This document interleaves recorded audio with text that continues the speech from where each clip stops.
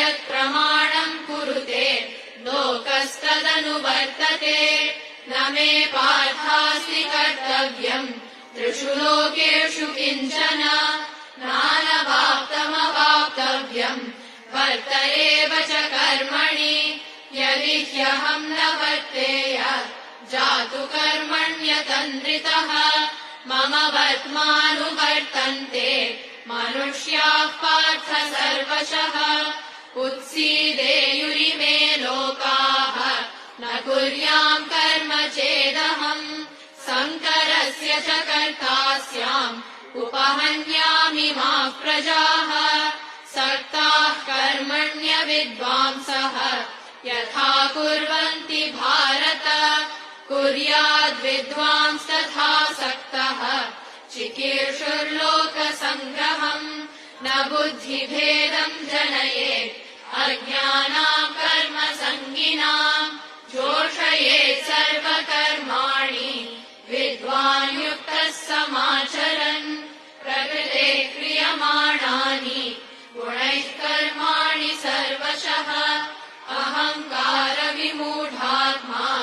कर्ताहमिति मन्यते तत्त्ववित्तु महाबाहो गुणकर्मविभागयोः गुणागुणेषु वर्तन्ते इति मत्वा न सज्जते प्रकृतेर्गुणसम्मूढाः सज्जन्ते गुणकर्मसु तान् कृत्स्नविदो मन्दान् कृत्स्नविन्न विचालयेत् मयि सर्वाणि कर्माणि सन्न्यस्याध्यात्मचेतसा निराशीर्निर्ममो भूत्वा युध्यस्व विगतज्वरः ये मे मतमिदम् नित्यम् अनुतिष्ठन्ति मानवाः श्रद्धावन्तो न सूयन्तः मुच्यन्ते तेऽपि कर्मभिः ये त्वेतदभ्यसूयन्तः नानुतिष्ठन्ति मे मतम् सर्वज्ञानविमूढांस्तान् विद्धि नष्टान चेतसः सदृशम् चेष्टते स्वस्याः प्रकृतेर्ज्ञानवानपि प्रकृतिम् याति भूतानि निग्रहः किम् करिष्यति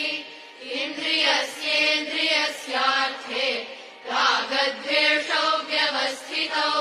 तयोर्नवशमागच्छेत् तौ ह्यस्य परिपन्थिनौ